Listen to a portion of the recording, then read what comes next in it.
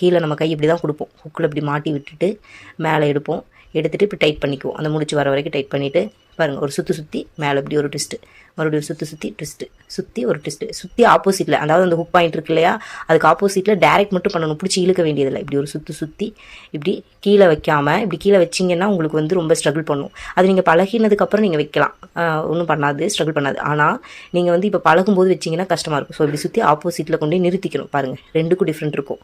So இப்படி லைட்டாக கொண்டு போய் இப்படி நிறுத்துறதுக்கும் டைரெக்டாக நீடிலுக்கு கீழே வச்சுட்டு நம்ம எடுக்கிறதுக்கும் டிஃப்ரெண்ட் இருக்கும். ஸோ அப்படி ஆப்போசிட்டில் அந்த ஹுக் பாயிண்ட் இருக்கு இல்லையா, லைன் போயிட்டுருக்கு இல்லையா, அதுக்கு ஆப்போசிட்டில் நிறுத்திக்கணும்.